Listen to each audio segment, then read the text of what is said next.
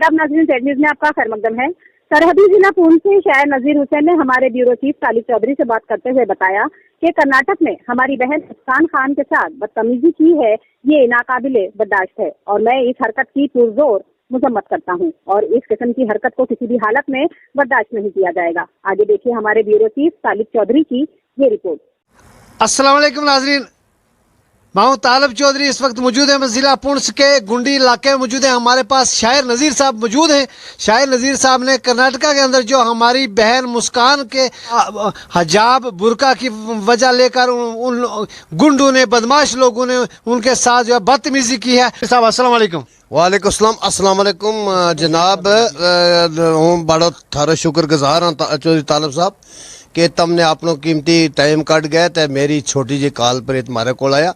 असल गल यह है कि जी कर्नाटका के विच उस बच्ची मुस्कान नाल हुई या बीजेपी की चाल नहीं है। आऊँ बीजेपी पार्टी में कोई गुंडा शरारत पसंद ऐसा है आरएसएस का या कोई वे जरा शायर नज़ीर साहब जो लोग यहाँ पर अमन को धर्म भरम कर रहे हैं, क्या वो बीजेपी के सक्के हैं?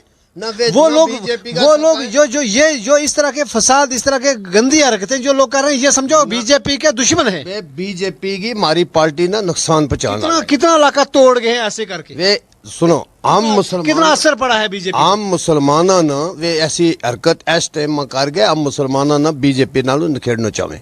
हम चाहवा के नज़ीर साहब सिर्फ मुसलमान ही नहीं, सरदार बरादरी भी, तो हिंदू बरादरी भी हमारे साथ इस मुस्कान के मसले में जो है जुड़ चुकी है और हर जगह से आवाज उठ रही है कि अल्लाहु अकबर। नहीं जितो नहीं, हर मजहब ने, हर फिरका ने मुसलमानों को साथ इस वक्त दी, तो इस वजह तो कि बच्ची सारंगी एक ही है, बच्ची सारंगी सांझी है, तो इस कर गए अगर तो नाजरीन इस वक्त जो है ये मामला जो है यहाँ तक पहुँच चुका है कि मुस्कान के उस मामले को लेकर, उसके उस हिजाब के मामले को लेकर वहाँ पर जो है हिंदू बरादरी, सिख बरादरी सब है और सब बीजेपी के खिलाफ हो चुके। हमारे पास इस शायर नज़ीर साहब हैं, ये बीजेपी के नुमाइंदे हैं यहाँ डिस्ट्रिक्ट पुंछ से, तो इन्होंने मुस्कान के हवाले से चंद शेर तैयार किए हैं। जनाब बताएंगे, आप सुनाएंगे। चौधरी तालिब मीडिया वाले, चौधरी तालिब मीडिया वाले ने फरमाइश पाई, शेर बना मुस्कान बची दे जिसने हिम्मत लाई। या अल्लाह दे ताकत मैनू, या अल्लाह दे ताकत मैनू आवन शेर प्यारे, पढ़न सुनन वाले पाई करन पसंद विसारे। हिंदुस्तान अला के अंदर, हिंदुस्तान अला के अंदर रियासत कर्नाटक पाई है, कोई उठ स्कूल चंगेरा ते बच्चे करन पढ़ाई। नाम मुस्कान खान एक बच्ची, नाम मुस्कान खान एक बच्ची कागज कुछ ले आई, नाम दाखल करावन अपना विच स्कूल आई।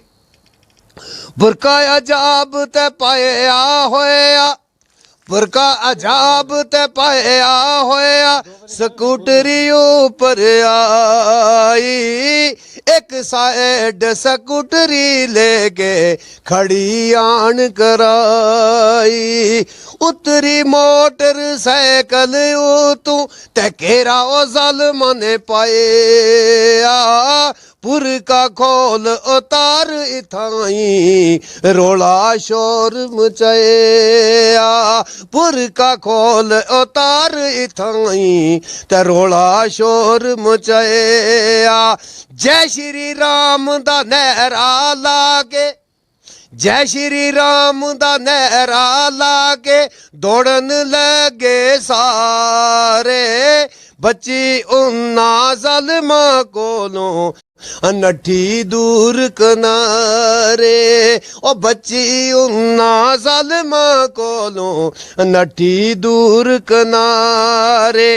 अमन चैन खराब करन दी, امن چین خراب کرن دی ظالم سوچ بنائی مگر دوڑن رمال ہلاون جے شری رام توائی مگر دوڑن رمال ہلاون جے شری رام توائی بچی مسکان ڈٹھا جس ویلے اور بچی مسکان ڈٹھا جس ویلے ڈری معصوم پیاری اللہ اکبر او یا زبان تھی جاری بچی مسکان ڈٹھا جس ویلے ڈری معصوم پیاری اللہ اکبر او یا زبان تھی جاری مدد رب رسول پیارا ہو گیا اس جائی خوب سکون آیا وہ بچی نو مدد ذات الہی ظالمن تیا پسند لوکاں کولوں رب نے آن بچائی شیر دلیر نہ ڈر بچی نے منی ایک نہ پائی پور کا کھو جے شری رام دا نہرا لا کے ظالم پیچھے آون پور کا کھول کے اندر جانا سارے بول سناون غیرت آئی مسکان بچی نو نہرا تکبیر چلائے اللہ اکبر اللہ جلدی سنن کارن آئے زندہ دین نبی دا کر کے حق آواز سنائے سارے مسلمان تائیں حوصلہ جرت دکھائے اس بچی نو دین مبارک ہندو مسلم سکھ عیسائی باہر ملکاں اندر دیکھو شابس ہوئے ہر جائی